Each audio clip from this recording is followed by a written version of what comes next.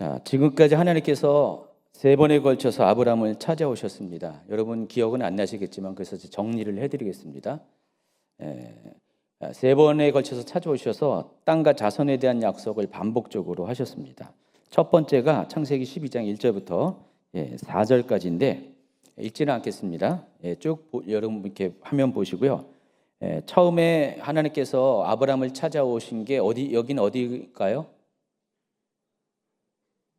어딜까요? 갈대아 우르죠. 갈대아 우르에 찾아오셨습니다. 근데 그때가 언제인지는 정확하게 알 수가 없어요. 그러니까 75세 이전에 어느 시기예요. 75세에 가까운 시기인지 아니면 좀 떨어져 있는 시기는 아무도 몰라요. 그렇지만은 여기 고향 친척 아비집을 떠나라는 하나님의 명령에 의해서 이걸 듣고 지금 아브라함이 움직였잖아요. 그래서 고향을 떠난 것으로 봐서 갈대아 우르에서 이 말씀을, 이 소명을 받은 게 틀림없습니다. 근데 그때가 언제인지는 아무도 모릅니다. 어쨌든 아브라함은 갈대아 우르에서 그 소명을 받고 떠나서 어디로 갔죠?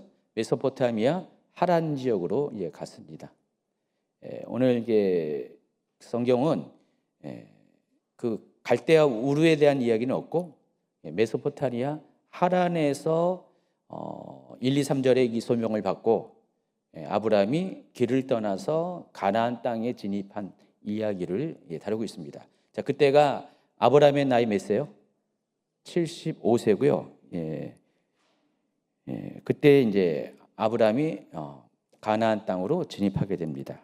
이때 처음 갈대아 우르 땅인데 일단 편의상 하란으로 이렇게 추정을 해놓고 이때 처음으로 하나님의 방문을 받습니다.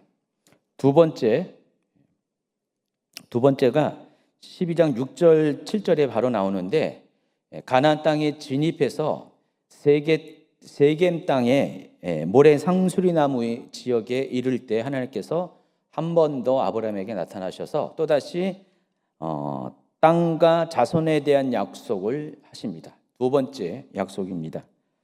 여기서 이제 모래라는 것은 우리가 말하는 그 영어 샌드, 그 모래가 아닙니다. 히브리어로 모래예요.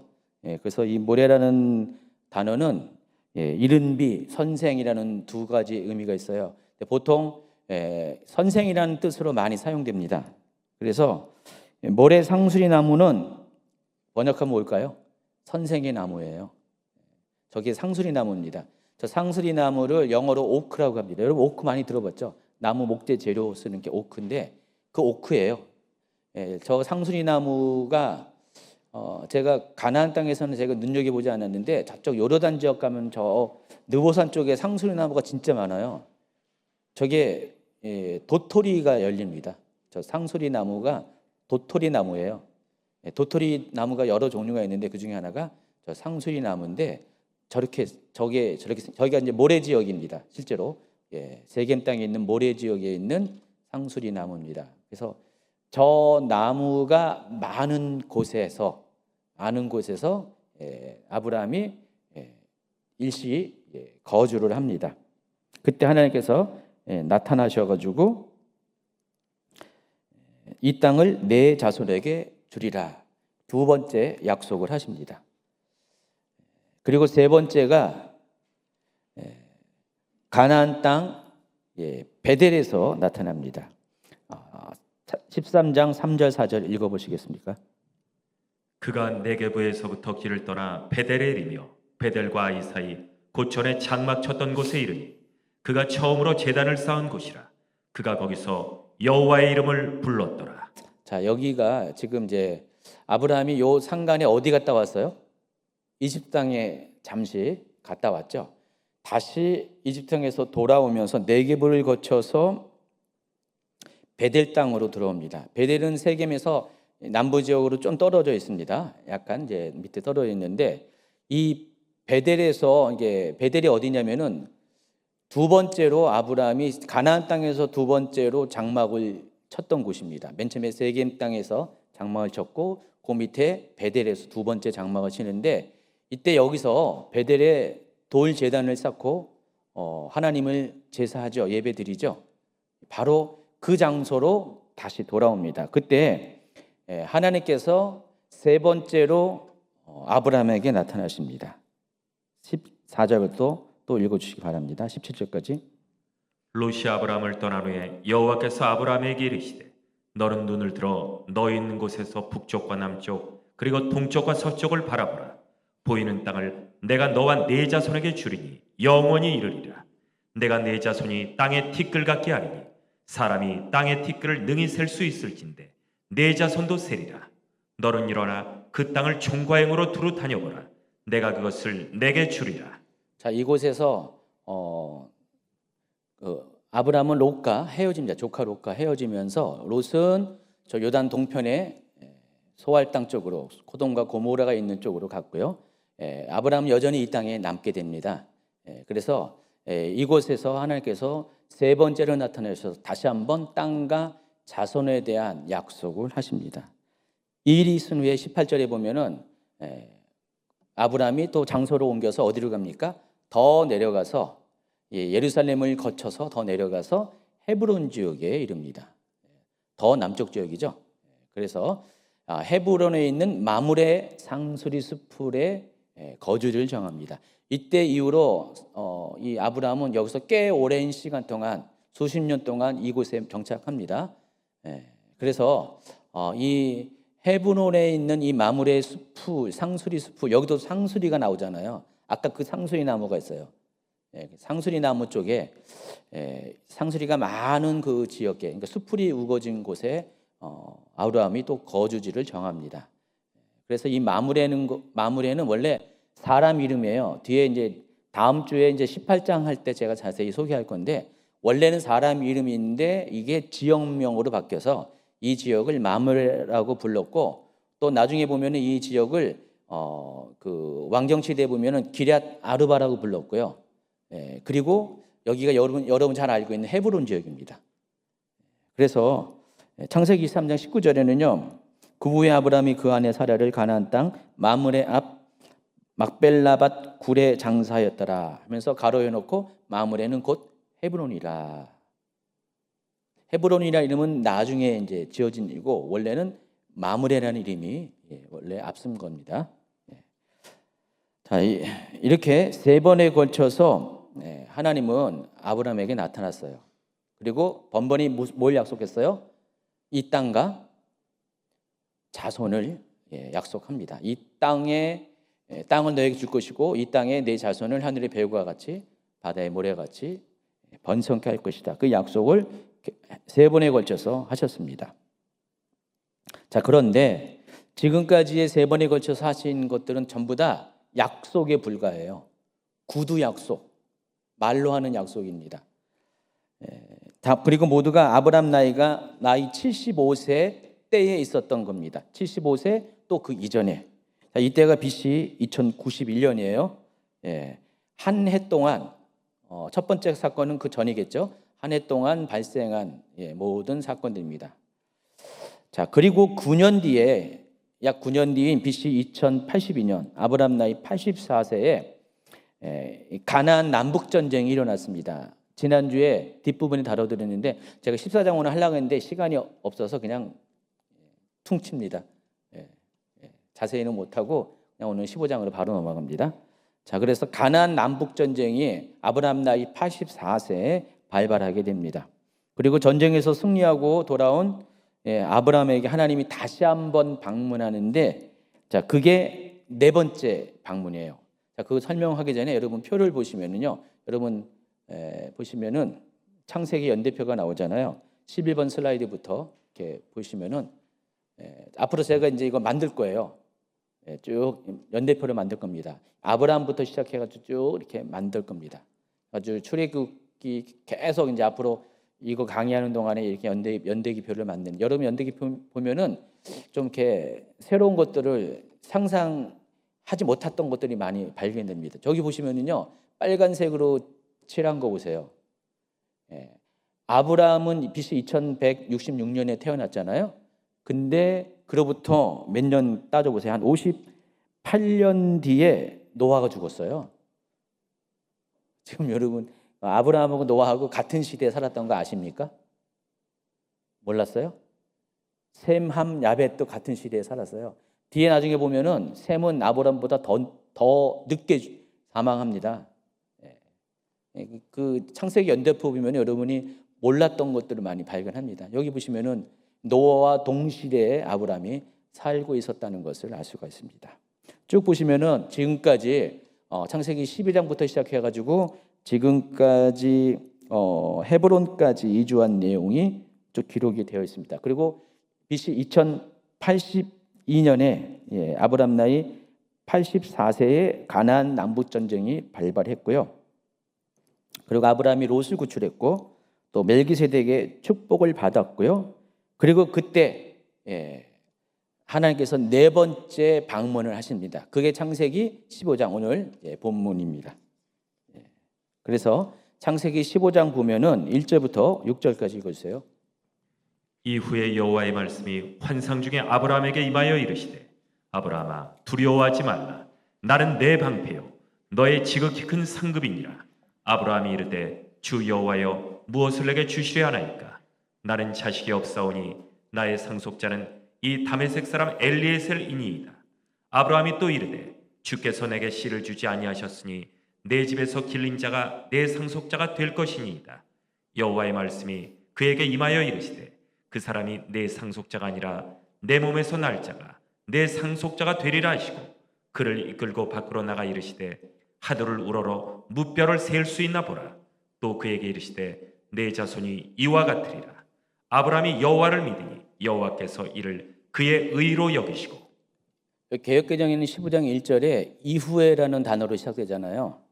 그런데 다른 번역들은 이 상황을 좀 더 구체적으로 묘사를 해요. 그래서 흠정역 같은 경우는 이 일들 후에, 또 쉬운 성경에는 이 일들이 있은 후에, 그 세 번역에는 이런 일들이 일어난 뒤에, 이런 식으로 조금 더 구체적으로 표현을 합니다.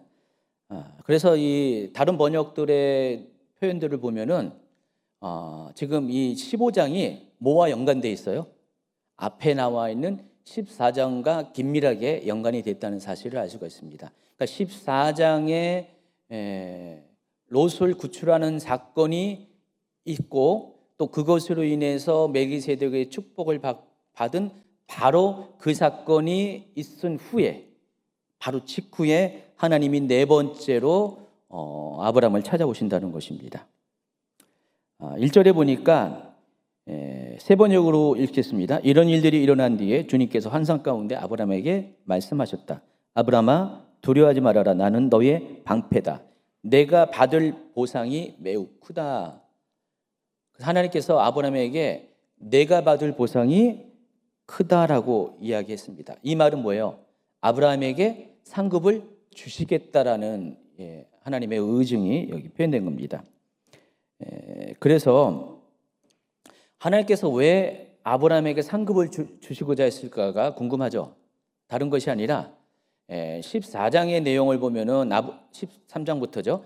아브라함과 롯이 서로 분리되는 장면이 나오잖아요. 분리되는 장면이 나오는데 그때 그 선택권을, 우선권을 아브라함은 조카 롯에게 줬습니다. 근데 조카 롯이 어떤 걸 선택했습니까?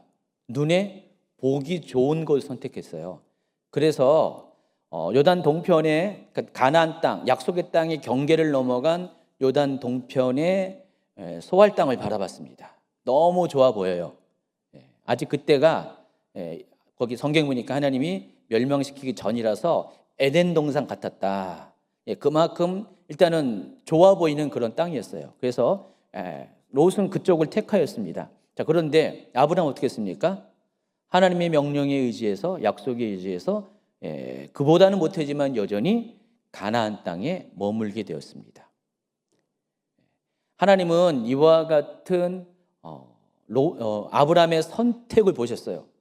롯과 비교해서 아브라함의 선택을 보고, 자, 이 아브라함이야말로 정말 내가 아브라함의 이 선택에 대해서 보상을 해줘야겠다라고 생각을 하신 거예요. 그래서 나는 너의 방패요, 내가 받을 보상이 매우 크다라고 아브라함에게 이렇게 말씀을 하셨던 것입니다.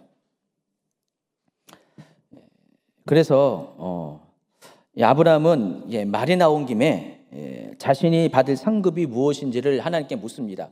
근데 하나님, 근데 내가 받을 상급이 뭐죠? 묻는 거예요.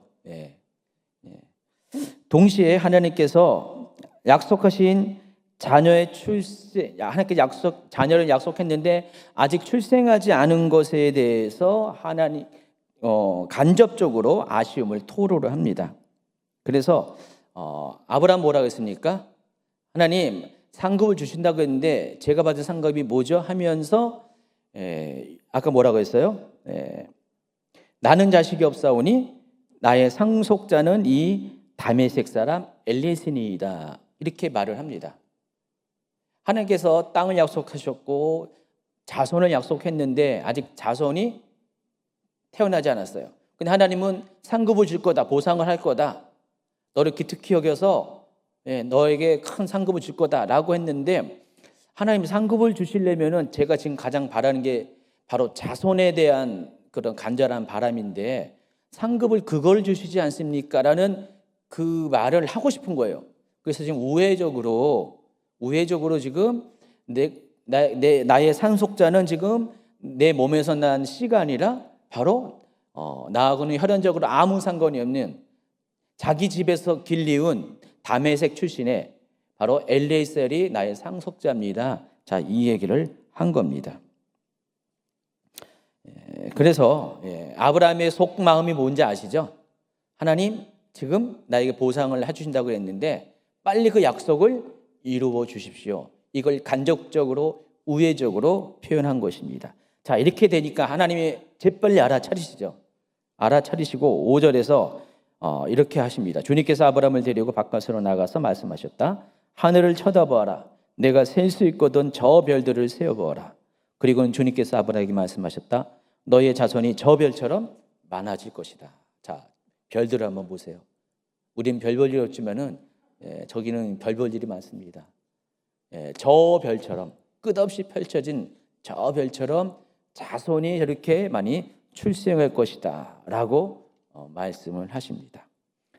6절에 보니까 이와 같이 말씀하신 하나님의 그 약속을 아브라함이 믿었다 그랬고요. 그리고 하나님께서 아브라함의 그 믿음의 행위를 의로 여기셨다. 창세기 15장 6절 아주 유명한 절입니다. 자, 이 절이 소위 말하는 이신칭이 믿음으로써 의롭다 칭함을 받는다는 그 사도 바울의 그 구원론, 이 구원의 신학을 처음으로 이렇게 샘플이 되는 게 바로 15장 6절입니다. 이 너무나 유명한 이거 구절입니다. 이거는 여러분 이제 외우셔야죠. 외우셔야 됩니다. 밑줄 쫙 하고 외우시기 바랍니다. 자, 이 일이 있은 후에 7절에 보면은 또 그에게 이르시되 나는 이 땅을 내게 주어 소유를 삼게 하려고 너를 갈대아인의 우르에서 이끌어낸 여호와니라 그랬어요. 자, 앞절까지는 하나님이 뭐에 대한 약속하셨어요? 자손에 대한 약속했죠. 그 7절에서는 땅에 대한 약속을 하십니다. 계속적으로 하나님은 아브라함에게 나타날 때마다 땅과 자손에 대한 약속을 빠짐없이 반복적으로 이렇게 하시거든요.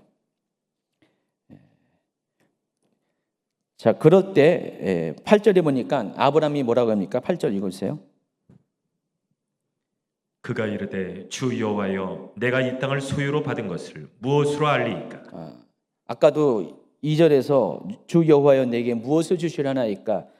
그와 같은 방식으로 지금 아브라함은 하나님 말씀하신 것에 대한 확증을 요구합니다. 하나님 그러면은 약속하셨는데 어떤 방식으로 해 주실 것입니까? 라고 질문합니다. 자, 이럴 때 하나님께서 아브라함의 이 같은 요구에 대한 대답으로 지금까지는 구두 약속만 하셨잖아요. 이제는 아주 본격적으로 당시 사람들에게 아주 익숙한 방식으로 공식적인 언약을, 커버넌트를 체결할 것을 제안을 하십니다. 그게 횃불 언약이에요. 그래서 여러분 당시 아브라함 시대 때는요, 이 아브라함 시대에 살던 그 근동지역, 그 지역을 근동지역이라고 하는데 이쪽이 근동이고 저쪽이 중동입니다. 중동하고 근동이 달라요. 근동지역 사람들이 보편적인 계약 체결 방법이 바로 이와 같은 방법이었습니다. 그래서 이게 문헌 가운데 나타난 겁니다. 성경에만 나온 게 아니라 고대 근동의 문헌에 보면은 이 메소포타미아 지역의 문헌에 보면은 이런 내용이 기록이 되어 있어요. 그래서 아주 중요한 계약일 경우 계약의 두 당사자들이 함께 서서 그 계약을 증명하는 그 동물들의 사체를 반으로 쪼개가지고, 자, 이게 소입니다. 손을 반으로 쪼개요. 소를 반으로 딱 쪼개가지고 이쪽하고 이쪽에도 놔요.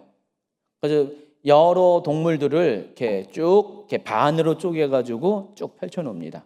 펼쳐놓은 다음에 그 사이를 두 계약의 당사자가 서로 같이 지나갑니다. 동시에 지나갑니다. 자, 이렇게 하는 이유가 뭐냐? 만약에 계약을 어길 시에 이렇게 된다. 너 죽는다. 그 뜻입니다. 그래서 이 계약이 엄중하고 굉장히 중요하고 반드시 지켜야 될 계약임을 나타내기 위해서 이와 같은 방식의 계약을 합니다. 자, 그래서 여기에는 피가 여기에는 소요되어 있잖아요. 피로써 맺은 언약이에요. 피의 언약입니다. 이와 같은 간섭이 그 지역 가운데 있었어요. 그 근동 지역에. 자, 하나님은 그와 같은 사람들에게 익숙한 방식으로 아브라함과 계약을 맺습니다. 언약을 맺습니다. 지금까지는 전부 다 뭐예요? 세 번에 나타날 땐 다 구두의 약속이었는데 네 번째 창세기 15장에서는 이제는 본격적으로 언약을 맺습니다. 그래서 여러분, 이 언약이라는 단어가 히브리어로 베리트라는 이 단어인데, 여기 보시면 알겠지만은 고기를 뜻하는 바라라는 단어와 쪼개다라는 뜻의 카라트 두 단어가 합쳐진 단어예요. 그러면 뜻이 뭘까요? 고기를 쪼개다. 이게 베리트예요. 언약이라는 단어가 원래 의미가 뭐라고요? 고기를 쪼개는 게 언약이에요. 히브리어는 참 재밌잖아요, 그렇죠? 자, 이 장면하고 똑같은 내용이에요. 지금 언약한다는 것은 고기를 쪼개서 그 사이에 언약의 계약의 당사자들이 지나가는 것이 바로 언약 베리트예요. 여러분, 이 베리트 개념을 잘 아셔야 돼요. 그러니까 베리트는 반드시 어떻게 돼요? 지켜야 돼요. 안 그러면 죽어요. 지키지 않는 사람은 죽습니다. 그래서 이 언약은 굉장히 소중한 거예요. 그래서 성경에도 굉장히 언약에 대한 이야기가 아주 반복적으로 나오잖아요. 근데 그 언약이 당사자가 누구예요? 하나님과 우리 사이의 언약이잖아요. 그래서 이 언약들이 계속해서 줄기차게 쭉쭉 나옵니다. 창세기부터 출애굽 쭉 나오는데, 그래서 하나님은 이 언약을 반드시 지키시려고 했고 또 우리에게도 이 언약을 지킬 것을 요구하는 겁니다. 만약에 지키지 않으면 어떻게 돼요? 대가를 치러야 돼요. 그게 심판이에요. 이해하시겠죠? 그러니까 성경 전체에 이 언약의 개념들이 이렇게 큰 줄기로 흐르고 있다는 것. 근데 그 언약에 해당하는 히브리어 단어가 뭐라고요? 고기를 쪼개는 것. 베리트. 바로 창세기 15장 7절 이하의 이 상황들을 반영하는 단어라는 사실을 아시기 바랍니다. 그래서 이 아브라함은 하나님의 말씀대로 이 베리트 언약을 위해서 모든 것을 준비하고 하나님의 방문을 기다리고 있습니다. 9절, 10절, 11절. 여호와께서 그에게 이르시되 나를 위하여 3년 된 암소와 3년 된 암염소와 3년 된 순양과 산비둘기와 집비둘기 새끼를 가져올지니라. 아브라함이 그 모든 것을 가져다가 그 중간을 쪼개고 그 쪼갠 것을 마주 대하여 놓고 그 셀은 쪼개지 아니하였으며 솔개가 그 사체 위에 내릴 때에는 아브라함이 쫓았더라. 그림을 보시면 딱 한눈에 알잖아요. 자, 이 장면입니다. 지금. 자, 보시면은 우리가 한 가지 또 알아야 될 것, 이 장면 이전에 하나님께서 밤중에 별이 휘황찬란하게 비춰진 바로 그 시간대에 아브라함을 장막에 있는 아버지를 데리고 나와가지고 바깥에 있는 별들을 보게 하신 다음에 내 자손이 이와 같이 별처럼 많아질 것이다 라고 이야기했죠. 자, 그런데 여기 보면은 이 일이 해질 때 일어납니다. 12절을 보세요. 해질 때에 아브라함에게 깊은 잠이 임하고, 그래서 아브라함은 지금 이걸 준비하고 있었어요. 근데 낮 동안 이걸 준비했던 거고 해질 때에 하나님께서 찾아오십니다. 자, 그래서 이 두 개의 사건, 이 사건은 두 개의 사건이 하나로 연결되어 있다는 것을 알 수가 있습니다. 그러니까 이틀 동안 일어난 사건이에요. 그러니까 별을 보라고 하신 것은 전날의 일이고 지금 이 횃불 계약은 언약은 둘째 날에 일어난 사건입니다. 그 중간에 낮 시간 동안에 아브라함이 이 제물을 준비했고 그리고 기다리면서 솔개가 와서 이렇게 사체를 먹으려니까 막 솔개를 쫓아내면서 계속해서 하나님을 기다리고 있다는 것을 알 수가 있습니다. 자, 이틀간에 일어난 사건이라는 사실을 아시기 바랍니다.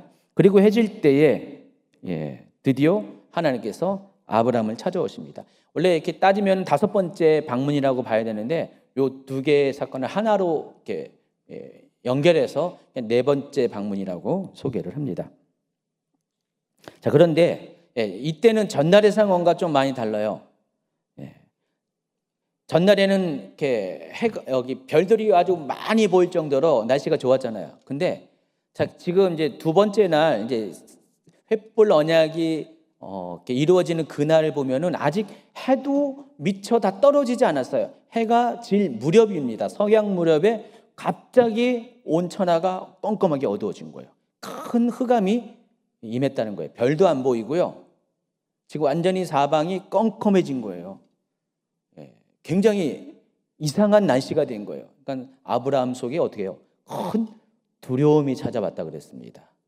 그러니까 전날과 분위기가 확 달라집니다. 아주 컴컴한 어둠이 아직 완전히 해도 진 것도 아닌데 큰 어둠이 아무것도 보이지 않는 큰 어둠이 임하게 됐습니다. 자, 그래서 그때 하나님께서 아브라함에게 말씀하십니다. 12절부터 15절까지. 해질 때 아브라함에게 깊은 잠이 임하고 큰 흑암과 두려움이 그에게 임하였더니 여호와께서 아브라함에게 이르시되 너는 반드시 알라. 네 자손이 이방에서 개게 되어 그들을 섬기겠고 그들은 400년 동안 내 자손을 괴롭히리니 그들이 섬기는 나라를 내가 징벌할지며 그 후에 내 자손이 큰 재물을 이끌고 나오리라. 너는 장수하다가 평안히 조상에게로 돌아가 장사될 것이요. 이 말씀을 보면은 전혀 예상치 못한 말씀이에요. 기대치 못한 말씀. 우리 젊은 사람들 표현에 의하면은 생뚱맞은 이야기입니다. 전혀 어울리지 않는 이야기를 갑자기 하나님이 뚝 꺼내시는 거예요. 두 가지 면에서 어울리지 않습니다. 하나님 무슨 아브라함이 뭔 잘못한 것도 없는데 지금 앞에 칭찬 받았잖아요. 내가 너에게 큰 보상을 줄 것이다 라고 하셨잖아요, 하나님께서. 그리고 보상을 기대하고 있는 아브라함에게 지금 이 횃불 언약을 위해서 준비 세팅을 하라고 그러고 기다리고 있었잖아요. 근데 딱 나타나서 하신 말씀이 이 말씀을 하시는 거예요. 그럼 말도 안 되는 말이잖아요. 더 말이 안 되는 거는 아브라함에겐 자손이 없는데 뭔 얘기를 하시는 거예요, 지금. 아들이 없는데, 씨가 전혀 없는데 무슨 내 자손이 뭐 이렇게 될 것이다 라고 이렇게 하시니까 아브라함 입장에서 어떻습니까? 이거는 가슴에 와닿는 게 아니잖아요. 여러분, 제가 이제 이렇게 설명하는 이유가 여러분 창세기를 좀 더 입체적으로 보고 또 여러분 이렇게 동질감을 가지고 그냥 읽는 게 아니라 그때 상황을 여러분이 좀 느끼라고 이렇게 말씀을 드리고 있습니다. 그래서 이런 말씀을 할 때 아브라함은 갑자기 어둠이 컴컴하게 임해가지고 그것도 굉장히 두려운데 이 내용은 더 두려워요, 그렇죠? 그래서 깜짝 놀랐을 것입니다. 자, 그런데 우리가 역으로 생각해 보면은요, 뭘 알 수가 있냐? 자, 이런 일이 일어나려면 뭐 해야 돼요? 후손이 태어나야 되잖아요. 자, 그럼 하나님께서 이 말씀을 하신다는 그 자체가 뭐예요? 후손이 있을 것을 전제로 하신 말씀이에요. 지금 아브라함은 지금 계속해서 자손에 대한 그 상급을 기다리고 있는데, 보상을 기다리고 있는데, 하나님은 더 앞서 나가서 자, 이와 같은 어떻게 보면 안 좋은 얘기와 같은 것이지만 실은 이 자체가 후손에 대한 축복이 전제가 되는 거기 때문에 결국은 뭐예요? 후손에 대한 약속을 하신 것입니다. 그러니까 땅과 후손에 대해서 동시에 지금 하나님께서 아브라함에게 약속을 하십니다. 자, 그런데 하나님께서 도대체 무슨 이유로 아직 태어나지도 않은 아브라함 자손들이 400년 동안, 정확하게는 430년 동안 연단을 받게끔 만들어만 하셨을까? 그 이유에 대해서 16절에 이렇게 기록되어 있습니다. 내 자손은 4대 만에 이 땅으로 돌아오리니 이는 아모리 족속의 죄악이 아직 가득 차지 아니함이니라 하시더니. 아모리 족속은 이때 이제 가나안 지방에 있는 족속들을 대표하는 그런 족속이라고 생각하시면 됩니다. 그래서 이 말이 의미하는 게 뭐냐? 하나님께서 이 가나안 땅을 장차 심판할 것인데 아직은 하나님께서 심판하실 그 진노의 잔에 아구까지 차지 않은 거예요. 아직 하나님께서 저들을 완전히 심판하시기까지는 아니에요.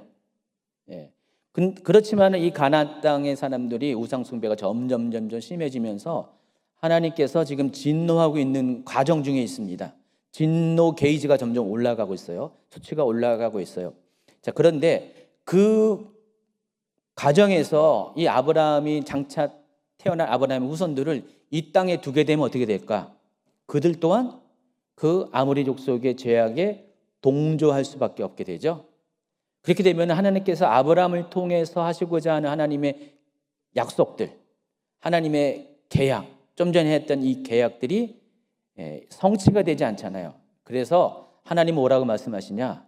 그 계약을 위해서 하나님의 섭리 가운데 이들을 400년 동안을 이 땅에 두지 않고 다른 곳에 구별된 장소, 고립된 장소에서 그들을 거기 두어서 그들로 하여금 하나님의 선민으로서의 순수한 혈통과 신앙의 혈통을 보존하게 하시고, 또 한 가지는 결과적으로 우리가 알 수 있는 것은 그 400년 동안 이스라엘 백성이 100명도 안 되는 70몇 명의 사람들이 갔어요. 갔는데 알고 보면 나중에 수백만 명, 저는 한 250만 명 정도로 생각하는데 어떤 분은 350만까지 추론하더라고요. 엄청나게 많은 70명의 그 후손들. 저도 이제 보니까 창세기 보니까 뒤에 보니까 나는 그때 뭐 해당 거는 거 알려주겠지만은 거기 보니까 며느리들은 다 뺐더라고요. 며느리들은. 그러니까 70명만 간 게 아니에요. 더 많이 갔어요. 더 많이 간 건데 거기는 며느리를 제외하고 70명이더라고요. 그래서 자정 그 100명도 안 되는 사람이 430년 만에 수백만 명으로 당시에 이집트의 인구보다 더 많아질 정도로 아주 크게 번성을 합니다. 하나님이 이 모든 것들을 미리 알고 계셨고 계획 가운데 이것들을 지금 준비하시는 과정에 아브라함에게 하나님의 계획을 먼저 미리 보여주시는 것입니다. 자, 햇불 언약을 통해서.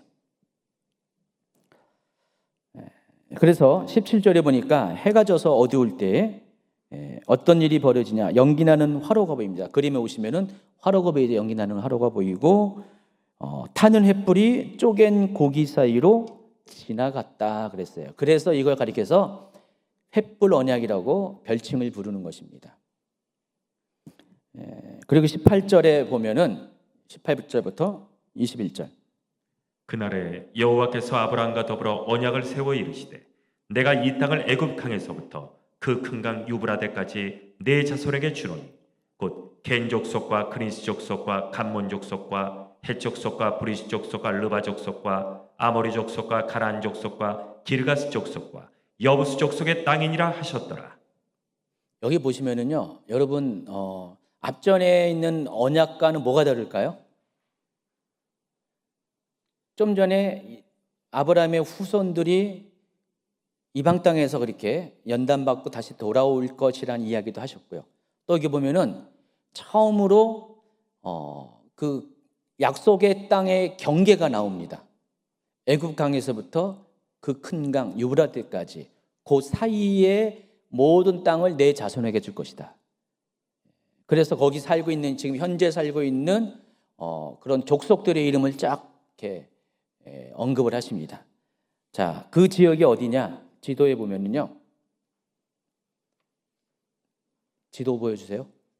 바로 여기입니다. 저 위에 보시면 왼쪽 지도 보면 더 명확하게 나와 있죠. 유프라테스 강이 위에 있고요. 그 밑에 이집트의 거기 애굽강이라고 했어요. 뭐라고 했어요? 애굽강. 애굽강이 바로 거기까지.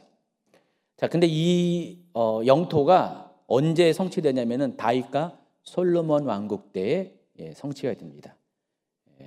저기까지 하나님께서 이스라엘에게 주시는 약속의 땅이라는 거예요. 하나님께서 이것을 이 언약을 맺으면서 햇불 언약을 맺으면서 아주 명확하게 비로소 그 약속의 땅의 경계에 대해서 말씀을 하고 계십니다. 자, 창세기 16장으로 넘어갑니다. 자, 이 햇불 언약이 있은 후에 또 시간이 2년이 지나갑니다. 이 가나안 땅에 거주한 때부터는 10년의 시간이 흐른 거예요. 그러면 아브람 나이가 몇 살이죠? 85세가 됩니다. 이때가 BC 2081년입니다. 이때 아브람에게 자손에 대한 약속과 관련한 믿음의 시험이 찾아옵니다. 16장 3절 읽어주세요. 아브라함의 아내 사레가 그종 애굽 사람 하갈을 데려다가 그 남편 아브라함에게 첩으로 준 때는 아브라함이 가나안 땅에 거주한 지 10년 후였더라. 16절도 하갈이 아브라함에게 이스마엘을 낳았을 때 아브라함이 86세였더라. 1년 뒤에 이제 11년째 되는 날 이스마엘이 태어나죠. 이게 하나님께서 아브라함에게 주셨던 그 자손에 대한 약속이 성취되는 것에 대한 일종의 시험이었다는 것입니다. 자, 왜 시험인지를 이제 차근차근 설명하겠습니다. 하나님의 약속을 신뢰하는 것, 당연히 인내가 따르죠. 자, 인내는 뭐로부터 생겨나죠? 연단을 통해서 생겨나죠. 시험을 통해서 생깁니다. 하나님의 테스트. 자, 그런데 지금까지의 이 하나님의 이 시험, 훈련, 연단은 누구한테 집중됐어요? 계속해서 12장, 13, 14장, 15장. 자, 누구한테 집중됐습니까? 아브라함이잖아요. 약속의 당사자, 언약의 당사자인 이 아브라함에게 집중됐는데 16장에 와서는요. 아브라함이 햇불 언약을 통해서 하나님과 아브라함과의 관계가 어느 정도 그 신뢰 관계가 이제 언약을 통해서 딱 이렇게 마무리되니까 이제 하나님께서 그 역사의 무대 위에 누굴 등장시키냐? 아브라함의 아내 사레를 등장시킵니다. 그래서 지금 링 위에 있으면은 갑자기 사레가 딱 뛰어든 거예요. 그 전까지 사레는 뭐였어요? 방관자 내지는 관찰자였습니다. 직접적으로 사레가 여기에 뛰어드는 게 아니었습니다. 하나님과의 만남이 사레는 없었어요. 지금 다 하나님을 만난 사람은 누구예요? 아브라함이었어요. 그래서 사레는 아브라함을 통해서 하나님의 뜻도 전달받고요. 그러니까 본격적으로 선수로 등장한 건 아니었습니다. 보조로 항상 주변에 있었던 존재였는데 그래서 직접적인 시험을 사라는 받은 게 아니었어요. 아브라함이 직접적인 시험을 받은 것입니다.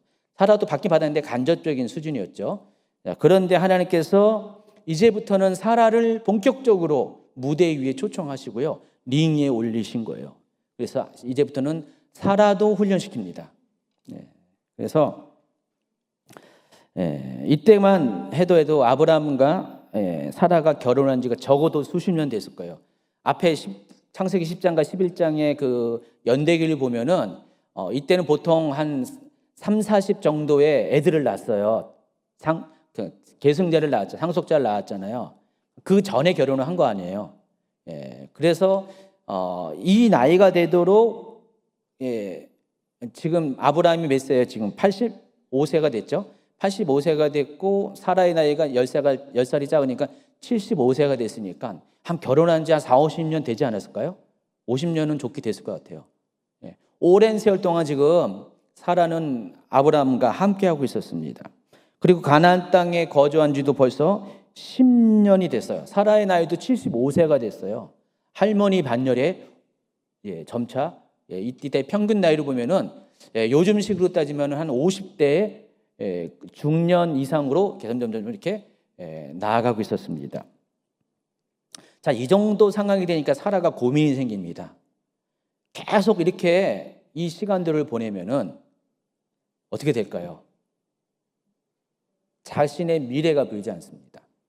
이때만 해도 여자가 자식을 낳는다는 의미가 뭐죠? 바로 그 가정 안에서의 남편이 있을 때는 남편을 통해서, 그리고 남편이 죽은 다음에는 이 자식을 통해서, 남편의 후계자인 자식을 통해서 가정 안에서의 권위가 서 있는 겁니다. 만약에 아이를 못 낳으면요, 이때 당시 여자들은 아이를 못 낳으면은 그냥 뒷방에 가 있어야 되는 그런 상황입니다. 그러니까 아이 낳는 것에 아주 목숨을 걸어요.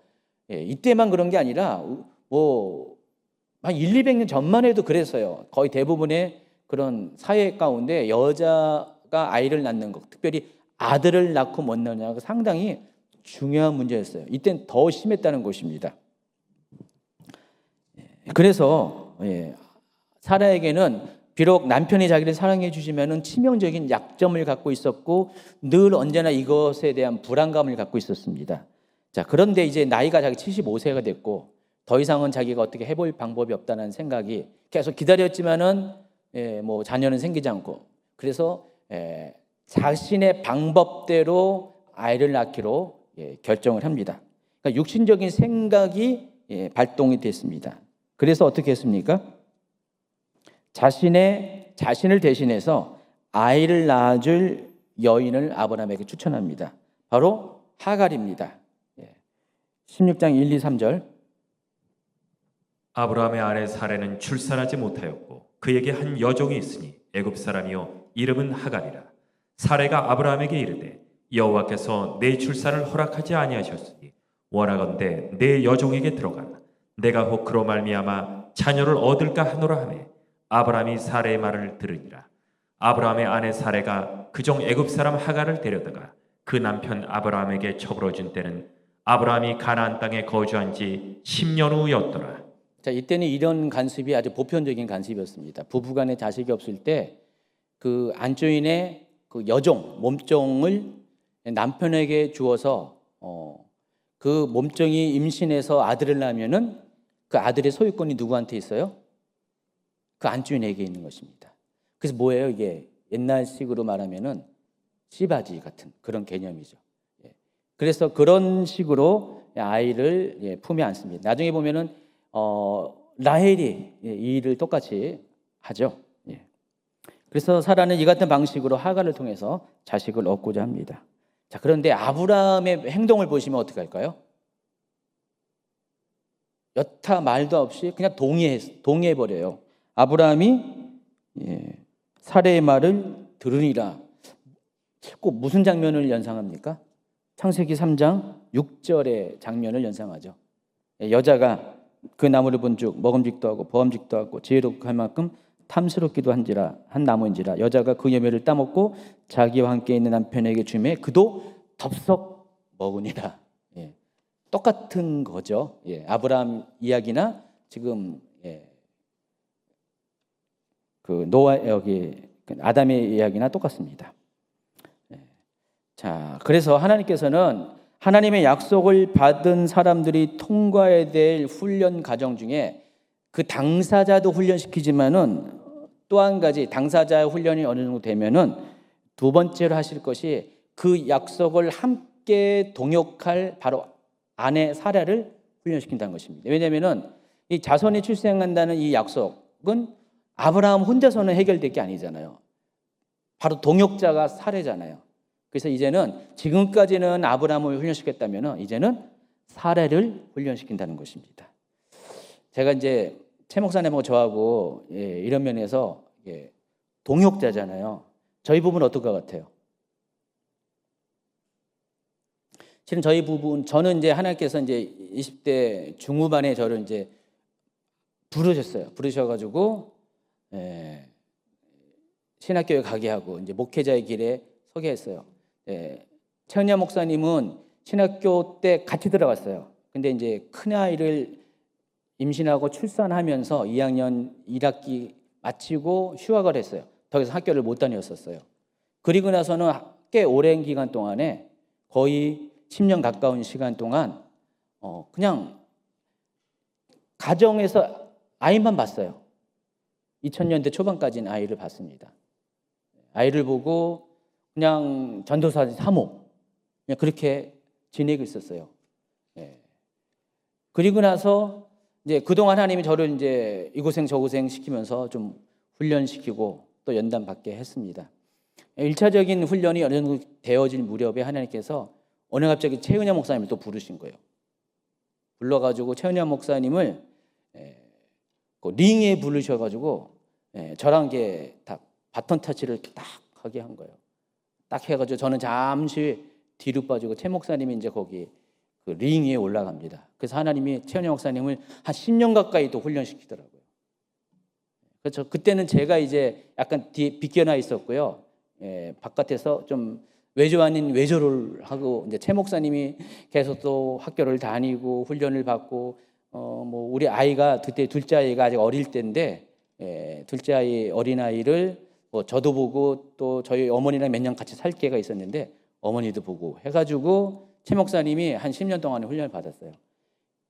그리고 나서 저도 훈련받고 최 목사님도 훈련받고 나서 거의 한 20년 시간이 가까우니까 하나님이 두 사람을 동시에 손잡고 주의 일을 하게 하시더라고요. 그래서 제 시간이 좀 오랫동안 많이 늦어진 이유 중에 하나가 또 그런 이유도 있었던 것 같아요. 하나님이 저 혼자서 하는 게 아니기 때문에 그때까지만 해도 우리가 같이 이렇게 부부 사역자가 돼가지고 동역의 관계에서 교회 목회를 할 것이라고는 아주 지금처럼 구체적으로 생각할 그런 때는 아니었거든요. 점점 시간이 가면서 조금씩 그런 것들에 대해 막연한 생각은 가끔 가졌지만 처음에는 전혀 그런 게 없었죠. 근데 시간이 가면 갈수록 하나님이 그것들을 구체화시키면서 결국은 이 일을 하나님이 먼저 내다보셨기 때문에 처음에는 1차적으로 저를 훈련시키고 2차적으로는 최 목사님을 훈련시키고 3차적으로는 같이 훈련시켜서 지금까지 이르게 하시더라고요. 자, 지금 사례 같은 경우도 아브라함을 먼저 훈련시킨 다음에 하나님께서 그 약속의 씨를 잉태할 동역자인 사례를 똑같이 훈련시키는데 아브라함이 실패한 것처럼 아브라함이 인간적인 방법을 취해서 저 이집트 가서 창피당하고 올라온 것처럼 지금 사례도 똑같이 그 방법을 취하고 있습니다. 그래서 누구한테 창피를 당합니까? 하갈한테 창피를 당하죠. 이집트와 똑같이 연관돼 있어요. 아직 아브라함도 이집트에서 창피당했는데 지금 사례도 이집트 출신의 여종 하갈에게 창피를 당합니다. 그래서 4절에 보니까 아브라함이 하갈과 동침하였더니 하갈이 임신하매 그가 자기의 임신함을 알고 그의 여주인을 멸시했다 그랬습니다. 하갈이 왜 여주인을 멸시했을까요? 하갈은 잘 알았어요. 뭘 알았냐? 지금 그 자기 여주인 사라가 지금 자기가 알고 있는지 벌써 10년이 넘었잖아요. 10년이 넘는 동안에 아이가 없었어요. 지켜보니까 나이도 이제 75세가 됐어요. 이 여인에게는 전혀 가망이 없고 자기가 임신했는데 만약에 아들만 하면 어떻게 될까요? 언젠가는 자기가 이 여주인의 자리에 올라갈 수 있을 것이라고. 왜냐하면 상속자의 엄마가 되기 때문에. 그래서 그런 마음에서 갑자기 교만이 들어와서 어떻게 했습니까? 자기를 그 위치에 있게 한 여주인 사라에게 불경스럽게 대했을 것 같아요. 전과 같이 대하지 않고 불경스럽게 대했을 것 같습니다. 자, 그렇게 되자 5절에 보니까 읽어주세요. 사례가 아브라함에게 이르되 내가 받는 모욕은 당신이 받아야 옳도다. 내가 나의 여종을 당신의 품에 두었거늘 그가 자기의 임신함을 알고 나를 멸시하니 당신과 나 사이에 여호와께서 판단하시기를 원하노라. 자, 이 하갈의 행동을 보니까 갑자기 밥을 먹다가 이 사례가 들린 것 같아요. 울컥해가지고 사례가 들어서 칵칵 하면서 너무 이게 속상해가지고 마음에 오라병이 생기죠. 자, 그래서 남편한테 막 퍼댑니다. 근데 보면은 좀 웃기지 않아요? 일을 맡는 장본인이 자기인데 뭐 이제 와서 남편에게 왜 그래? 그렇죠? 아브라함이 총 보면은 너무 억울한 것 같고 아브라함 보면은 총 보면은 좀 이상해. 16장에 보면은요 사례가 그렇게 하갈한테 결혼하겠다 그렇게 하고 또 동침하겠다 그렇게 하고 또 여기서 사례가 뭐라 그러니까 또 사라한테 또 그렇고 보면은 아브라함 보면 굉장히 줏대 없어 보이고 막 이상해 보여요. 평소 알고 있는 그 아브라함처럼 보이지 않아요. 근데 하나님이 아브라함의 존재감을 이렇게 요때 사례를 훈련시키기 위해서 잠시 이런 사람으로 이런 캐릭터로 만들어 놓으시는 것 같아요. 제 생각입니다. 그래서 주가 지금 이 무대의 주인공이 지금 뭐예요? 아브라함은 좀 이렇게 드러나지 않고 사례가 이 무대의 주인공이 됩니다. 자, 그런데 우리는 이해가 안 가요. 사례의 이 같은 행동이. 그런데 좀 한편으로는 이해가 갑니다. 아까 말씀드린 것처럼 그 여종을 통해서 아이를 낳으면 그 소유권이 누가 있다고 했어요? 안주인에게 있는 거잖아요. 그런데 일단은 하갈이 교만해져 가지고 자신의 본분을 잃어버리고 막 사례 들리게 만들어 버렸어요. 기가 막히게 만들어 버렸어요. 근데 아브라함이 이걸 방치했다는 거예요. 당시에는요 적어도 한 가정에 있어서 그 가장은 왕이에요. 왕. 한 나라의 왕은 아니어도 이 가장이 한 가정의 모든 생사 권한을 다 갖고 있는 사람이었습니다. 심지어 가장이 결정하면은 그 자녀도 죽일 수가 있는 막 그런 아주 막강한 파워를 갖고 있는 그런 시대 상황이었어요. 자, 그러면은 이 상황 가운데 하갈이 그렇게 할 때 하갈의 행동에 대해서 가장인 이 가문의 수장인 아브라함이 조치를 했어야 정상이잖아요. 근데 아브라함이 그렇게 하지 않았던 것 같아요. 지금 여기선 사례죠. 사례는 그것 때문에 사례가 들린 거예요. 아브라함에게. 물론 자기가 자초한 일이지만은 이것 때문에 그래서 막 뭐라 그랬어요. 그랬더니 아브라함이 뭐라 그랬습니까? 6절에 아브라함이 사라에게 이르되 당신의 여종은 당신의 수중에 있으니 당신의 눈이 좋을 대로 그에게 행하라 하매 사라가 하갈을 학대하여 너 이래 안 와? 하갈이 사라 앞에서 도망하였더라. 네. 아마 아브라함도 저렇게 점잖게 얘기 안 했을 거예요. 아마 이렇게 빗대를 올리면서 화가 나가지고 막 서로 그랬을 것 같아요. 막 지금 부부싸움이 하고 있는데 다시 한번 이렇게 부부싸움 모드로 좀 당신의 여종은 당신의 수중에 있으니 당신의 눈에 좋을 대로 그에게 행하라. 그것보다 더 아마 세게 했을 것 같아요. 제가 이 장면은 뭐냐면은 지금까지 얘기했던 그 가장의 권한을 지금 사례에게 위임한 거예요. 지금 내가 위임할 테니까 네 마음대로 해 이제 그 얘기를 하고 있습니다. 그랬더니 어때요? 사례가 가장의 권한을 위임받아서 그동안 이렇게 잠시 동안 이렇게 살해 걸렸던 하갈에 대해서 아주 모질게 대합니다. 너무 모질게 대하니까 하갈이 너무 기가 막혔던 것 같아요. 잘못 건드린 거죠. 벌집을 주시는 거죠. 그래서 그 상황에 도망가 버립니다. 임신하면 도망가면 안 되잖아요. 도망가면다. 본능적으로 어디로 갈까요? 자기의 고향인 이집트로 도망을 갑니다. 이집트 방향으로 남쪽으로 도망가다가 어디에 머무냐? 자, 보시면은 지도에 보면은 42번, 43번부터 43번. 자, 지금 하갈이 도망가고 있습니다. 지금 광야길이 열심히 도망가다가 어디에 이르냐면은 44번에 이릅니다. 바로 여기에 이르는데 여기가 브엘라 헤로이예요. 지도에 보면은 브엘라 헤로이가 표시되어 있습니다. 자, 지금 네게브에서 더 안쪽으로 들어가는 겁니다. 지금 아브라함이 어디 있었어요? 헤브론에 있었죠. 헤브론부터 쭉 도망쳐가지고 엄청 많이 도망간 거예요 지금. 그리고 브엘라 헤로이까지 네게브 들어가서 이집트 방향으로 가다가 그래서 저기 술 곁에 샘이라고 그랬는데 술은 그 술이 아니라 수루. 여러분 이렇게 수루 광야라고 들어봤죠? 그 수루예요. 거기에서 브엘라 헤로이라는 곳에서 셈 곁에서 머물게 됩니다. 자, 그때에 뭐 참고로 나중에 여기 브엘라 헤로이는 이삭이 신혼 살림을 차렸던 곳입니다. 여기가 나중에 보면 알아요. 창세기 24장에 나오면 이삭이 여기에 머물고 있거든요. 자, 이 브엘라 헤로이로 피신한 하갈에게 하나님의 천사가 나타납니다. 16장 7, 8, 9절. 여호와의 사자가 광야의 샘물 곁 곧 술김생 곁에서 그를 만나 이르되 살의 요정 하갈아 네가 어디서 왔으며 어디로 가느냐.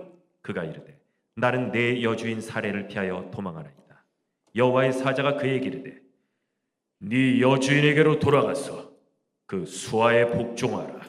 계속해서 하갈에게 후손에 대한 약속을 합니다. 특히 아들을 낳을 것이고 그 아들의 이름을 이스마엘로 지을 것을 명령합니다. 읽어주세요. 10절 11절. 여호와의 사자가 또 그에게 이르되 내가 네 씨를 크게 번성하여 그 수가 많아 셀 수 없게 하리라. 여호와의 사자가 또 그에게 이르되 네가 임신하였은즉 아들을 낳으리니 그 이름을 이스마엘이라. 이는 여호와께서 네 고통을 들으셨음이니라. 48번 슬라이드를 이렇게 펴주시면요, 이 이스마엘이 이제 원래 히브리어 발음은 이슈마엘인데 이슈마엘의 뜻은 하나님께서 들으셨다라는 뜻이에요. 여기 이제 샤마라는 동사가 듣다라는 뜻이거든요. 듣다에서 온 겁니다. 하나님이 들었다. 하나님이 들었다 해서 그 아들의 이름을 이스마엘로 짓게 합니다. 이시마엘로 들어가 짓게 됩니다. 그리고 주의 천사가 이스마엘에 대한 장래에 대한 예언을 합니다. 12절. 그가 사람 중에 들나귀같이 되니 그의 손이 모든 사람을 치겠고 모든 사람의 손이 그를 칠치며 그가 모든 형제와 대항에서 살리라 하니라. 모든 형제와 대항에서 살리라. 결국 뭐예요?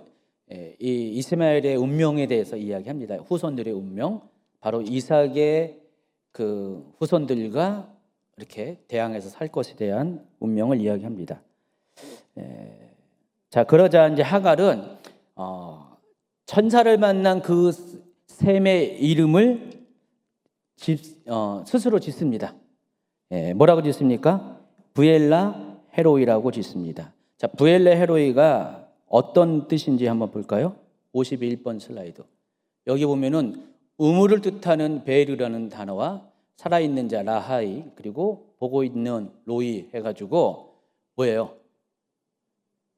살아계신 하나님이 살아계셔서 나를 지켜보고 있는 우물.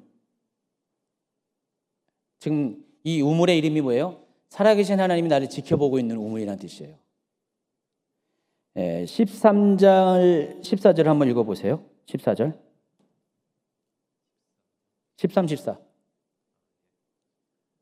하갈이 자기에게 이르신 여호와의 이름을 나를 살피신 하나님이라 하였으니 이는 내가 어떻게 여기서 나를 살피신 하나님을 배웠는고 함이라. 나를 살피신 하나님이 히브리어로 엘로이예요. 그래서 그 뒤에 브엘라 헤로이는 그 같은 로이를 사용한 겁니다. 살펴보다라는 뜻입니다. 그래서 살펴보는 하나님이 엘로이고요. 그래서 살아계셔서 나를 지켜보시는 그 자, 여기서는 하나님이 아니지만 그 사람의 그 존재의 우물이다라고 이름을 짓습니다. 브엘라 헤로이. 히브리어는 보세요. 베르라이로이 이겁니다. 자, 이윽고 1년이 지납니다. 아브라함의 나이 86세 때, 또 아브라함이 가나안 땅에 거주한 지 11년째가 되는 BC 2080년 이스마엘이 출생합니다. 연대표를 보시면은 53번 슬라이드 저렇게 이스마엘이 아브라함 나이 86세 때 출생을 하게 됩니다. 이때가 BC 2080년입니다. 자, 그렇지만 이스마엘은 약속의 자녀가 아니죠. 어떤 자녀입니까? 시행착오 실패의 자녀입니다. 그러니까 이집트는 다 안 좋아요. 아브라함과 관련된 이집트는 다 안 좋습니다. 실패의 역사, 실패의 아픔이 있는 것입니다. 이 실패는 뭐예요? 믿음의 실패, 인생의 실패, 그죠? 그래서 이스마엘은 바로 약속의 자녀가 아니고 육신에 따라서 난 자녀이기 때문에 하나님의 약속이 아직 성취된 거 아니에요. 아들은 아들인데 하나님이 허락하신 그 약속의 씨가 아니었습니다. 그래서 아브라함은 더 인내의 시간이 필요했습니다. 이로부터 14년을 더 기다려야 돼요. 아마 이스마엘을 출생하지 않았으면 어땠을 것 같아요? 여러분 상상해 보세요. 아브라함이 과연 100세 아들을 낳았을까요? 어쩌면 좀 그 시간이 당겨지지 않았을까요? 그러니까 이스마엘이 아브라함에 대한 하나님의 계획들을 좀 이렇게 딜레이 시키는 역할도 어느 정도 하지 않았을까? 개인적인 생각을 해봅니다. 이스마엘의 실패를 보지 않았으면 하나님이 뭔가 더 빠른 시간에 자손에 대한 응답을 해 주셨을 수도 있을 것 같다는 생각을 해보기도 합니다. 167페이지 넘어갑니다. 창세기 17장. 자, 이스마엘이 출생한 지 13년 후에 아브라함이 가나안 땅에 정착한 지 24년째가 되는 BC 2067년에 다섯 번째로 하나님께서 아브라함을 찾아오십니다. 이때가 아브라함 나이 99세입니다. 17장 1절. 아브라함이 99세 때 여호와께서 아브라함에게 나타나 그에게 이르시되 나는 전능한 하나님이라 너는 내 앞에서 행하여 완전하라. 자, 그런데 17장에 보면은 이제 오늘 이제 두 번째 주제인 할례 언약이 나오는데 지금 계속해서 보면은 하나님께서 창세기 12장에서부터 시작해가지고 13장, 15장 쭉쭉 거쳐 가시면서 아브라함에게 나타나실 때마다 약속하실 때마다 또 언약을 맺을 때마다 어떻게 됩니까? 하나님이 말씀하시는 그 계시적인 내용들이 점점 더 명확해지는 것을 보지 않습니까? 전에는 그냥 대충 그냥 선언에 걸친 이야기만 했다면 이제는 자손에 대해서 구체적으로 이야기하고 또 땅에 대해서도 구체적으로 이야기하고 점점 하나님이 보여주고자 하는 하나님의 계획들이 더 명확해져요. 더 뚜렷해져요. 이걸 가리켜서 전문적인 용어로 계시의 점진성이라고 합니다. 그러니까 성경은 다 이와 같아요. 아브라함 예만 그런 게 아니라 성경은 하나님께서 시대가 진행되면 성경 역사가 진행되면 진행될수록 점점 전에는 거울과 같이 보는 것들이 나중에는 정말 얼굴을 보는 것처럼 명확해지고요. 점점 더 정확하고 명확한 하나님의 뜻을 나타내 주십니다. 예수 그리스도에 대한 그 계시도 똑같거든요. 그래가지고 흔적만 남다가 창세기 또 흔적만 남았잖아요. 어떤 그 예수님의 예표들이 좀 등장하다가 점점 가면서 예언으로 발전하고 나중에 보면은 그 계시의 실체이신 예수님이 이 땅에 태어나시잖아요.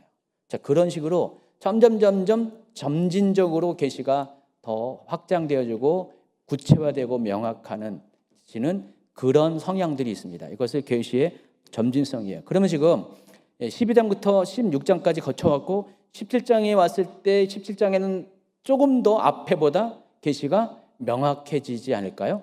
자, 그런 관점에서 보시기 바랍니다. 자, 이번에도 하나님께서 또다시 베리트 언약을 맺을 것을 말씀하십니다. 2절입니다. 내가 내 언약을 나와 너 사이에 두어 너를 크게 번성하게 하리라 하시니. 자, 이 언약이 결과적으로 할례 언약이라고 부릅니다. 할례 언약은 좀 이따 소개합니다.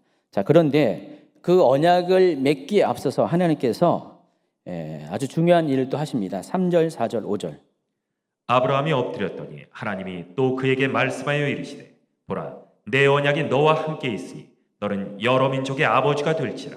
이제후로는 내 이름을 아브라함이라 하지 아니하고 아브라함이라 하리니 이는 내가 너를 여러 민족의 아버지가 되게 함이니라. 전에는 아브라함이었는데 이제는 아브라함이라고 바꾸라고 했습니다. 근데 이 아브라함이라는 이름에는 놀라운 좀 비밀이 있습니다. 자, 이 아브라함은 4개의 알파벳으로 히브리어 4개의 알파벳으로 이루어진 단어입니다. 저기 보시면은 알레프, 베트, 레시, mem이렇게 4개 아브라함. 그냥 앞에 그 자음만 보시면 돼요. 자음. 모음 빼고요. 아, 브, 라, 함. 아브람, 예, 아브람 이렇게 자음만 보시면은 이렇게 대충 이게 읽어집니다. 예. 자, 그런데 이 알레프는 어떤 뜻이냐면은 강한 리더란 뜻이에요. 이 히브리어에서 알레프는 첫 번째 글자 황소 머리에서 온 건데 이것은 황소가 이스라엘 사람들은 옛날 이스라엘 사람 황소가 가장 강한 힘이 센 동물로 봤어요. 그래서 강한이라는 뜻을 가진 게 알레프 단어의 본래 의미가 있습니다. 그 알레프는 그래서 하나님을 나타낼 때 알레프를 다 사용하죠. 예. 그다음 두 번째 단어가 베트, 집을 의미하는 단어. 그리고 레시는 머리, 예. 그리고 맴은 물, 바다, 심지어 여자의 자궁도 의미합니다. 예. 이 네 가지의 단어가 조합된 게 아브람이에요. 예. 그래서 이 알파벳대로 아브람의 이름의 뜻을 보면은 집에 강한 리더는 사람의 머리이다. 좀 이상하죠? 근데 잘 헤아려보면 뭔 뜻인지 알 거예요. 예. 예. 그래서 이런 뜻을 갖고 있는 게 아브람입니다. 그리고 이제 또 이거는 알파벳 뜻이고요. 또 단어와 단어의 조합이니까 아브라는 아버지를 의미하는 아부와 노푼이라는 람이라는 단어의 합성어예요. 그래서 아버지는 높으시다라는 뜻을 갖고 있습니다. 자, 이 아브람 이름도 나쁜 건 아니잖아요, 그렇죠? 좋은 이름이죠. 그런데 하나님께서 이 아브람의 이름에다가 이 알파벳 4개 중에서 레시와 맴 사이에 세 번째와 네 번째 알파벳 사이에 단어 하나를 더 추가시킨 게 아브라함이에요. 헤이라는 단어를 추가시킵니다. 근데 이 헤이가 계시, 나타나다라는 뜻을 갖고 있어요. 그럼 지금까지 이 단어의 뜻에다가 이 사람은 어떤 사람이라고요? 계시를 드러내는 사람이라는 것입니다. 그래서 한 가정의 그 리더에서 이제는 열방의 하나님의 계시를 나타내는 리더로 바뀌게 됩니다. 결국 열국의 아버지가 됩니다. 아브라함은 이런 뜻이에요. 그래서 하나님은 한 가정의 수준에 속했던 아브라함을 이제는 열방 가운데 열국 가운데 하나님의 계시, 하나님의 계획을 나타내는 사람으로 바꿔주신 거예요. 그러니까 이름이 바꿨고 아브라함의 인생이 이제부터는 그렇게 바뀐다는 겁니다. 그래서 17장 5절부터 8절까지 다시 한번 읽어주시면요, 제가 말한 뜻이 여기에 반영되어 있습니다. 이제 후로는 네 이름을 아브라함이라 하지 아니하고 아브라함이라 하리. 이는 내가 너를 여러 민족의 아버지가 되게 함이니라. 내가 너로 심히 번성하게 하리니 내가 내게서 민족들이 나게 하며 왕들이 내게로부터 나오리라. 내가 내 언약을 나와 너 및 내 대대 후손 사이에 세워서 영원한 언약을 삼고 너와 내 후손의 하나님이 되리라. 내가 너와 내 후손에게 내가 거류하는 이 땅 곧 가나안 온 땅을 주어 영원한 기업이 되게 하고 나는 그들의 하나님이 되리라. 앞에서는 등장하지 아니하는 뭐가 또 나오냐면 17장 6절에 보면은 내가 내게서 민족들이 나게 하며 왕들이 내게로부터 나올 것이다. 아브라함이 될 때 하나님이 이름만 바꿔준 게 아니라 또 계시의 점진성에 의해서 하나님의 계획들이 더 구체화되고 이제는 열방을 품고 왕들을 출생하는 그 시조가 될 것이다라고 이야기를 하고 있습니다.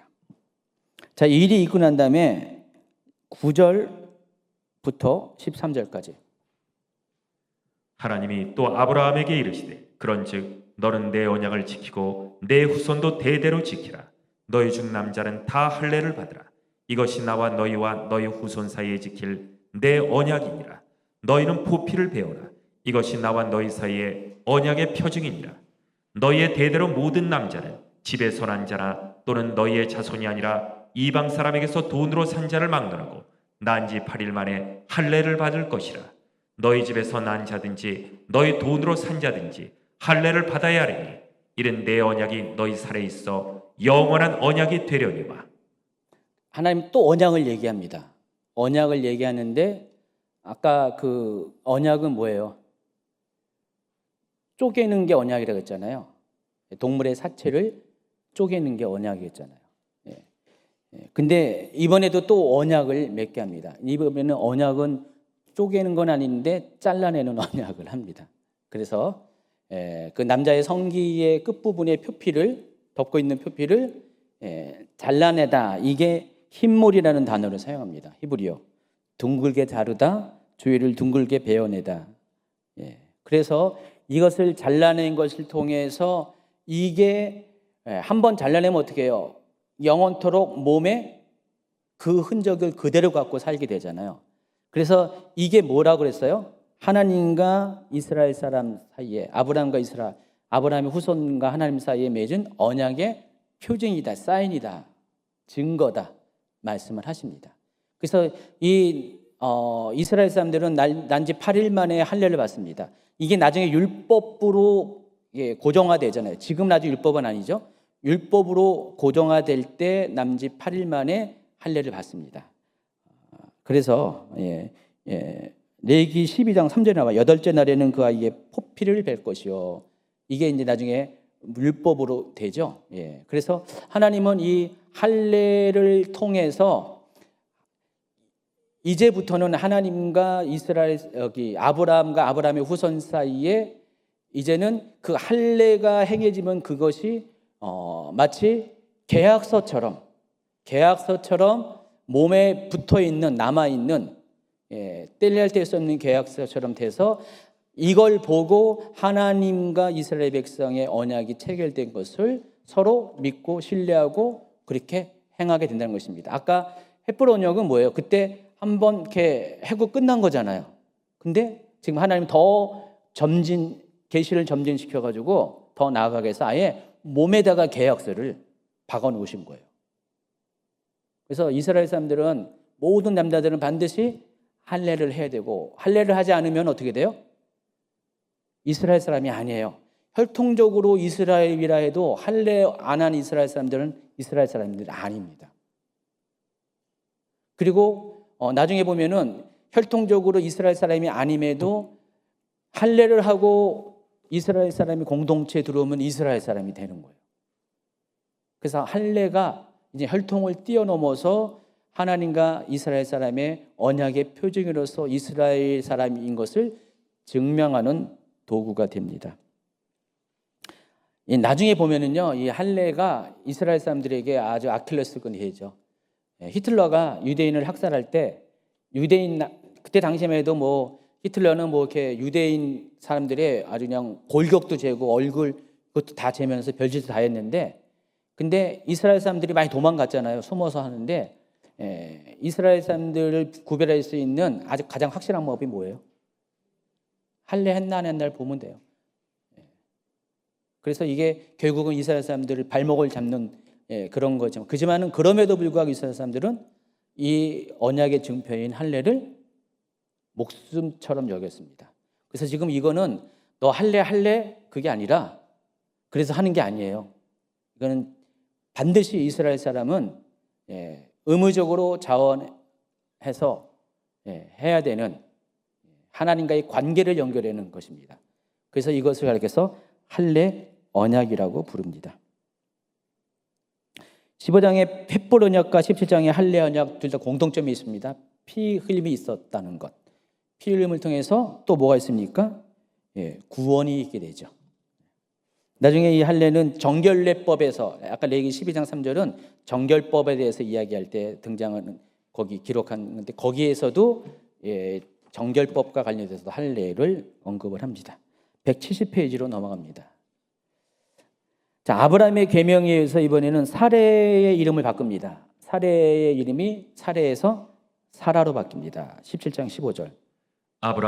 하나님이 또 아브라함에게 이르시되 내 아내 사레는 이름을 사레라 하지 말고 사라라 하라. 히브리어로 한번 보시면은요,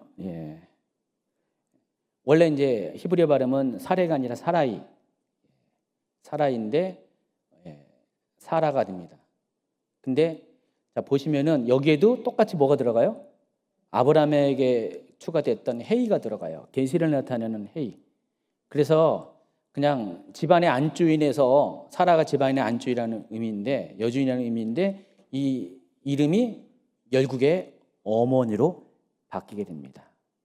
그래서 하나님은 지금 하나님의 언약을 성취시킬 두 사람을 당사자인 두 사람을 택하시면서 이름을 바꿔주면서 동시에 그들의 삶과 인생이 이제는 한 개인의 한 가정에 속한 사람이 아니라 열국을 품을 수 있는 하나님의 모든 계획을 계시를 보여주는 그런 중요한 역할을 맡은 자로 이 두 사람을 세우게 된다는 것입니다. 그리고 나서 16절입니다. 내가 그에게 복을 주 그가 내게 아들을 낳아주게 하며 내가 그에게 복을 주 그를 여러 민족의 어머니가 되게 하리니 민족의 여러 왕이 그에게서 나리라. 아까도 아브라함에게도 왕들이 내게서 날 것이다 했는데 여기서도 사라한테도 동일하게 합니다. 자, 그래서 사라로 이름이 바뀐 것은 또 하나의 사라 개인에게는 약속의 씨의 탄생을 알리는 의미이기도 합니다. 왜냐하면 열국의 어미가 되면은 먼저 어미부터 돼야 되잖아요. 그래서 하나님께서 지금 전에는 그냥 우리 집에 애 한 명 있냐 없냐 이것 때문에 나에게 아들이 있냐 없냐 이것 때문에 전전긍긍했던 사라에게 이제는 그 정도가 아니라 열방의 어미가 될 수 있는 수준으로 사라의 범위를 지금 확장시켜 주신 거예요. 하나님이 지금 그렇게 하겠다고 언약을 맺으신 거예요 지금. 그래서 지금 아브라함의 이름 계명과 사라의 이름 계명 사이에 뭐가 들어갔어요? 샌드위치로 할례 언약이 들어간 거예요. 이해하시겠죠? 자, 그런데 하나님께서 이렇게 말씀하셨을 때 아브라함의 반응을 봅시다. 17, 18절. 아브라함이 엎드려 오시며 마음속으로 이르되 100세 된 사람이 어찌 자식을 낳을까? 사라는 90세니 어찌 출산하리요? 하고 아브라함이 이에 하나님께 아뢰되 이스마엘이나 하나님 앞에 살기를 원하나이다. 다 이런 와중에도 아브라함은 아직도 여지껏 하나님을 100% 신뢰하지 못합니다. 그렇죠? 나중에 보면은 하나님이 아브라함이 이렇게 막 웃었다 그랬잖아요.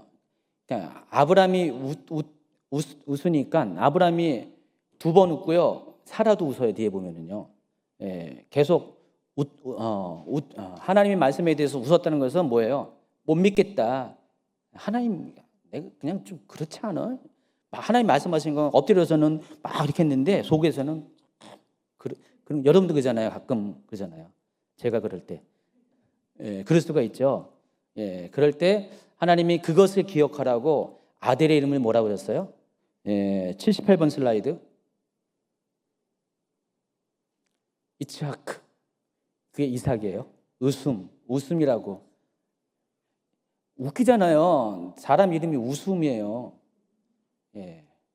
너 이름이 야 웃음아 이렇게 하는 거예요. 웃음아 그럴 때 웃기잖아요. 이름만 해도 웃기잖아요. 근데 그 웃긴 이름을 지금 이름으로 아들의 이름을 주라고 했습니다. 그래서 아브라함도 그렇고 사라도 그렇고 아들의 얼굴을 볼 때마다 아들의 이름을 부를 때마다 야 웃음아 부를 때마다 어떻게 해요? 웃기는 게 아니라 찔리는 거죠. 그때 당시 내가 웃었지. 근데 이 웃음의 대가 보면은 나중에 아브라함이 사라가 먼저 이제 죽잖아요. 먼저 일찍 죽고 나서 몇십 년을 더 사는데 사라가 죽은 다음에 아브라함이 재혼을 합니다. 아니 이 100세 때 웃으면서 이런 말을 했던 아브라함이 몇십 년 뒤에 또 재혼을 해가지고요. 후처를 맞이해가지고 구두라를 맞이해가지고 무려 6명의 아들을 또 낳네요. 믿음의 조상 아브라함은 몇 명의 아들이 있었다고요? 8명이에요. 그거는 좀 약간 잘못됐어요. 7명인데 8명이 이스마엘도 있잖아요. 8명이 있었어요. 그 중에 하나 키가 크고 나머지 작다는데 누가 클까 모르겠네요.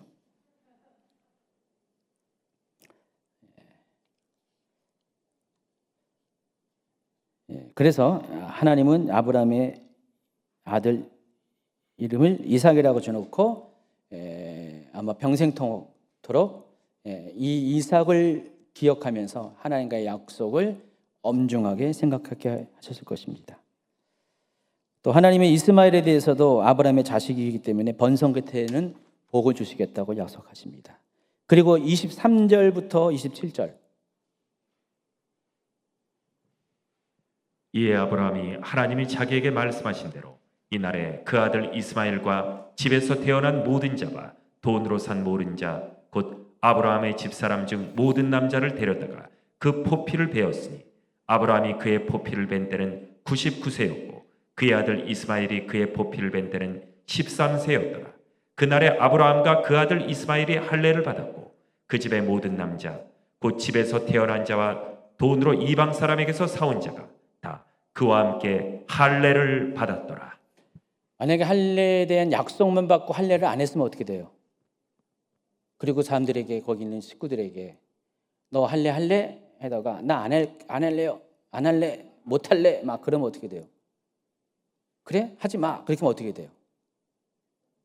하나님의 약속이, 언약이 실행되지 않는 거잖아요. 그런데 지금 아브라함은 그렇게 묻지 않고 무조건 다 자기를 포함해서 이스마엘 그리고 모든 남자들은 다 할례를 행하게 했습니다. 자, 이렇게 행할 때 하나님과의 계약이 실행이 되는 거예요. 효력이 발생한 겁니다. 할례를 하기 전까지는 효력 발생이 아니었어요. 그러니까 이때부터 하나님은 아브라함을 완전히 그 헷불 언약을 통해서 시작된 아브라함과의 언약의 관계가 이제는 이 할례 언약을 통해서 더 구체화되고 완성의 단계로 가게 됩니다. 자, 여기까지 창세기 연대표가 이렇게 쭉 나와 있습니다. 이때까지가 BC 2067년까지 아브라함 나이 99세 때까지의 일입니다. 그리고 이제 다음 주에 창세기 18장에는 계속해서 99세 때의 이야기죠. 그래서 하나님과 두 천사가 아브라함을 방문하는 장면부터 시작해가지고 하나님께서 또 사례에게 또 언약을 선포하고 이번에는 또 사례에게 또 아까 설명한 이제 역사의 무대에 사례도 등장한 거예요. 16장에도 등장하고 18장에도 등장합니다. 하나님이 직접 사례와 대면해서 그 사례를 역사의 주인공의 자리에 초청하는 이 장면을 보게 될 것입니다. 자, 오늘 여기까지 이야기를 하겠습니다.